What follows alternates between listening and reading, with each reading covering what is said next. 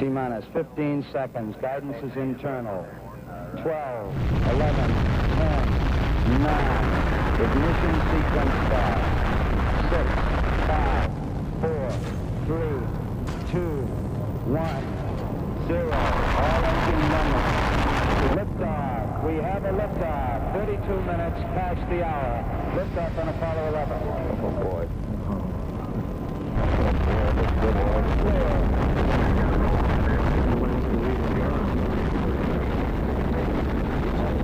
Building shaking. Getting that bumping we've become used to. What a moment. I am on the way to the moon. Apollo 11. The moon landing. But what a great time to be an American. A proud American. This event was one of the most talked about subjects for decades. You'd see posters of the moon on walls, Apollo 11 merchandise in almost every store, kids playing with toy rocket ships. Even Hollywood had its hands in the cookie jar with the film industry. We truly had American heroes, still do actually, for some. Until we didn't. What? Didn't happen? Well, let's get into it.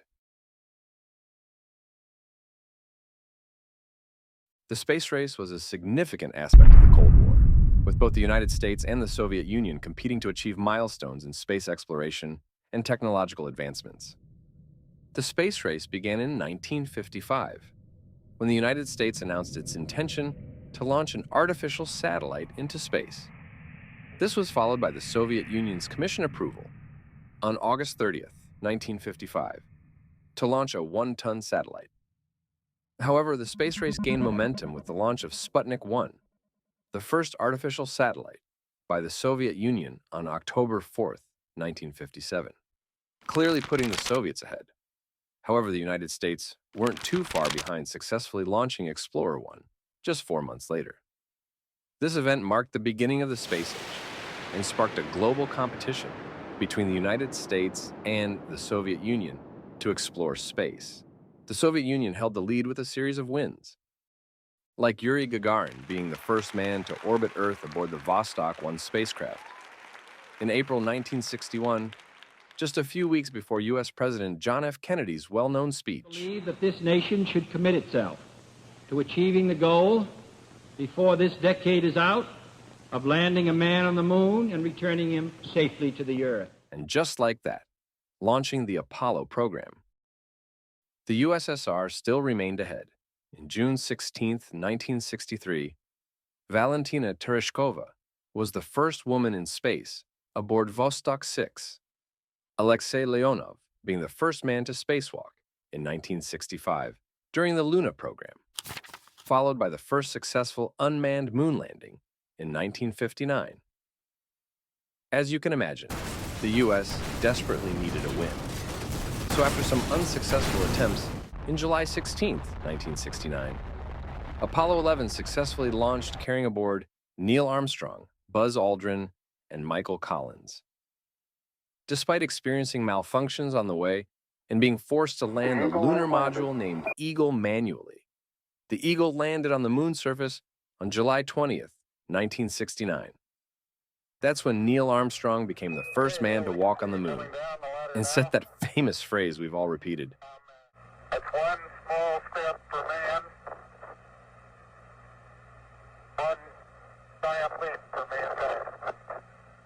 And so, ending the race, declaring United States the winners. Space exploration has had a strong influence on various forms of media we consume, including films, television series, music, and merchandise, among others.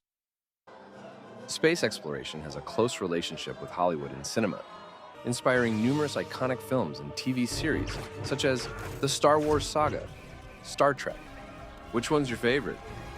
Let me know in the comments. There's Battlestar Galactica, The Expanse, and classics like Apollo 13, Armageddon, Starship Troopers, and my personal favorite, The Fifth Element. You got a message. Yeah. Not gonna open it, could be important.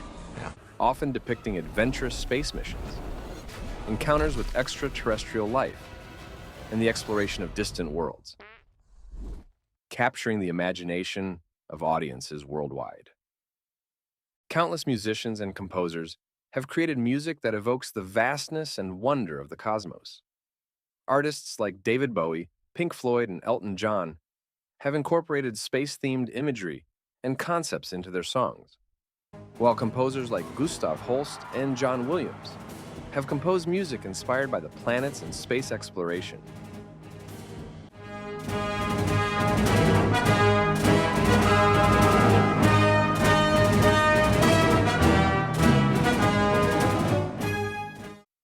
Merchandise has also spawned a wide range of toys, collectibles, clothing, and memorabilia.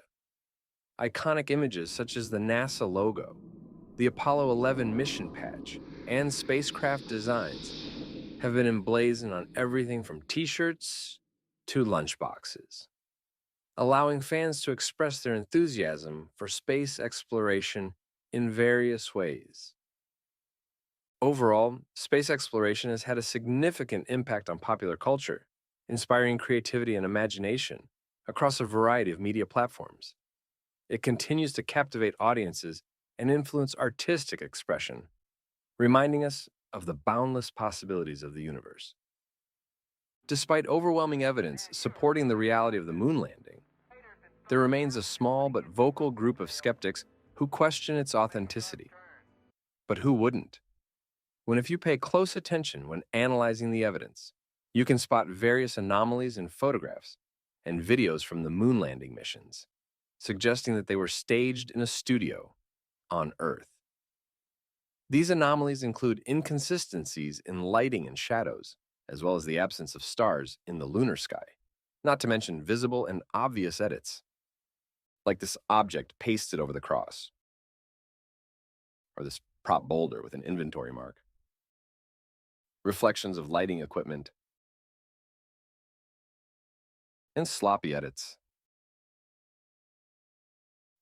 Movement of the American flag planted on the lunar surface appears unnatural, suggesting the presence of wind, which would be impossible in a vacuum. Also, the lunar module's descent should have created a blast crater upon landing, but photographic evidence shows no such crater, so that's another one for the skeptics. Some also argue that the Van Allen radiation belts surrounding the Earth would have posed insurmountable radiation hazards to the astronauts, casting doubt on their ability to survive the journey to the moon and back. Also, why haven't we been back to the moon since the Apollo program ended in 1972? On top of that, Hollywood leaves crumbs on films like 007 for people to break their head and add to their argument. They tell us on TV, "Wait a minute, that's it! We'll turn this place into a karaoke bar!" Oh man, that's the best idea since they faked the moon landing. Okay, cut. Wow, Neil Armstrong! Hey, wait a minute. You're supposed to be on the moon. I just saw it on TV. Oh, there's a tape delay and with all solar winds.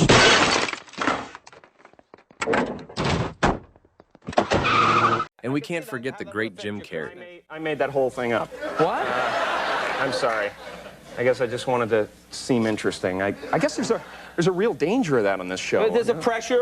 Well, yeah, people come out and they've run out of anecdotes, you know, and they just start making stuff up. Yeah. Like that Neil Armstrong guy. Have you seen him on the talk shows? Neil Armstrong, you mean the first man to walk on the moon? Talk about a fish story. Yeah. Man, and they're buying it. Oh, yeah. Was he warning us? Over the decades, there's more and more skeptics as well as more believers. It's kind of like another space race, except this time is between skeptics and believers finding the truth whether we went to the moon or not. Who will win without cheating this time? Of course, there's always someone debunking others' facts, like the reason for no stars in the lunar sky is due to exposure with the camera to capture the astronauts. Or the American flag waving, yes, there shouldn't be any wind to move the flag, but the movement was caused by the planting of the pole. However, in this video, the flag moves with the lightest breeze. Oh yeah, my favorite. I'd go to the moon in a nanosecond. The problem is we don't have the technology to do that anymore. We used to, but we destroyed that technology, and it's a painful process to build it back again. Yes, he actually said that. And there are videos circulating the internet that makes us question this. Forward with exploration. I think humans are naturally driven to do this, and this is really the beginning, I think, of human beings leaving low Earth orbit. I certainly plan on being around to see that. The plan that NASA has is to build a rocket called SLS, which is a heavy lift rocket. Right now, we only can fly in Earth orbit. That's the farthest that we can go. And this new system that we're building is going to allow us to go beyond and hopefully take humans into the solar system to explore. So the moon, Mars, asteroids, there's a lot of destinations that we could go to. Once we travel beyond low Earth orbit, the crew will be exposed to larger amounts of radiation. So we have to design both the crew protection systems and our electronic systems to withstand this radiation. Why has nobody been to the moon in such a long time? That's not an 8-year-old's question. That's my question. I want to know, but I think I know. Because we didn't go there, and that's the way it happened. And why do astronauts have a problem swearing on the Bible that they walked on the moon? So we wanted to give you the opportunity to put your left hand on the Bible, to raise your right hand, to swear to God. Stick it in your ear. Well, you were giving an opportunity to swear to God under oath that you walked on the moon. I don't do that kind of thing. Well, found the classified tape from your mission of you faking the window shot, putting the transparency over the window when you were supposedly halfway to the moon when in fact you were in Earth orbit. I have no idea what you're talking about. I think you must be some kind of wacko. Okay, well, we have the opportunity to set the record straight. Well, we're asking you to... I'm not on the record right now. We'd ask you to... Would you please go away? Well, asking you to swear in the Bible that you orbited the moon. Would you please go away? Well, if you really orbited the moon, why won't you swear in the Bible that you did so?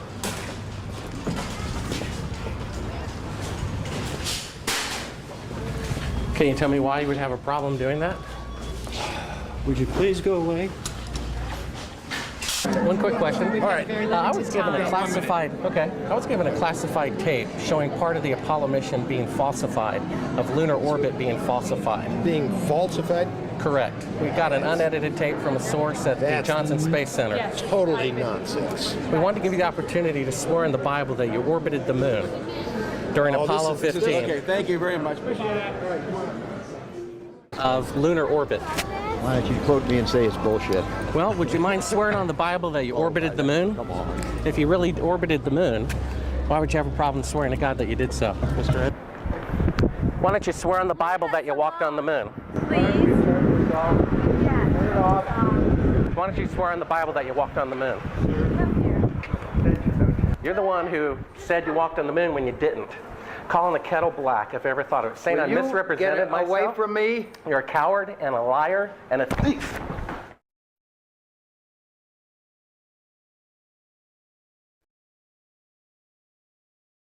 So this will be all right. Mr. Armstrong, Bart Sibrel, ABC Digital. Wanted to give you the opportunity to swear on the Bible that you walked on the moon. Will you put your left hand on the Bible and swear to God that you walked on the moon? Gentlemen. Mr. Cyprel. Yes? If you really walked on the moon, why would you not do that? So why don't you just put the end to the record in the argument and put your hand on the Bible, swear to God you walked on the moon. Mr. Cyprel, knowing you, that's probably a fake Bible. Really? Well, no, it's a real Bible. But despite these arguments, the overwhelming majority of scientists, engineers, and experts involved in the Apollo program assert that the moon landings were genuine. They point to extensive documentation, scientific data, and first-hand accounts from astronauts as evidence of the mission's success.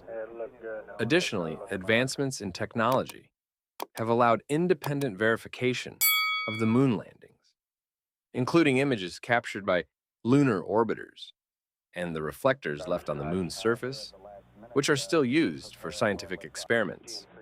And of course, with access to the internet, anyone and everyone can look up evidence and have their own opinion and make it public, only growing the number of people doubting the moon landing. I guess NASA never expected the internet and thought their secret would be safe forever. With all the compelling evidence and NASA's altered pictures, it makes us wonder, are all these people NASA employees or movie extras? Remember, get caught lying once and your entire resume gets doubted.